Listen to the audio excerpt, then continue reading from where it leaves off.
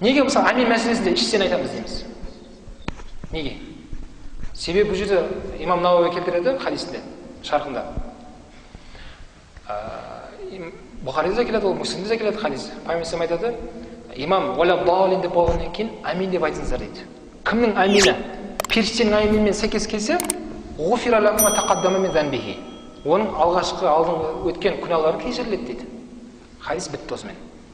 Енді осыны тұрды да Абу Ханифа мазхабында, Малики мазхабында, Ахмад бин Хамбал мазхабында аминді іштен айту сүннет. Іштен айту. Тек қана Шафи мазхабында ғана сырттан айтылады. Олардың өзі екіге бөлініп кетеді, жамағат мазхабының өзі. Бір бөлігі сырттан айтамыз дейді, бір бөлігі іштен айтамыз дейді. Амин мәселесін. Енді мына үшеуінен сұрайды шафиғылар.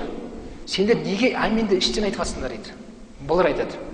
Себебі амин деген бұл дұға. Адаб Муфрат деген кітабында айтады, имам Бұхарида келеді, Адаб Муфрат кітабында. Амин деген бұл дұға деген. Дұғаны қалай жасауды Алла Тағала Құран Кәрімде үйретті.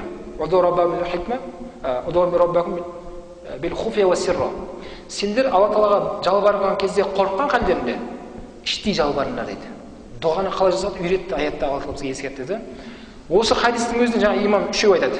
Абу Ханифа, имам Малик, Ахмад бин Хамбал үштеу айтады. Себебі пайғамбар уәла далин деп болғаннан кейін амин деп айтыңдар. Кімнің амині сәйкес келсе деп айтты ол жерде. Егер біз бәріміз дауыстап амин деген кезде бірдей бастаймыз да, н деген кезде бірдей бітеміз ғой. Сол кезде бәрімізге сәйкес келді ма дейді. Ондай емес. Іште айтқан кезде мен енді айтып жатырмын. Мына кісі айтып қойды амин. Мына кісі ортасында келе жатыр. Осы үшеуміздің қайсымыздың аминіміз сәйкес келсе, періштеңдіктен соның күнәсі кешіріледі деп жатыр ол жерде. Кімдікі сәйкес келсе деген ол жерде. Амин іштен айту. Демек сол секілді осындай нелердің бәрін сахабалардан жеткізеді, табиғандар, одан кейін атба табиғандар, ғалымдарымыз мәселелерді.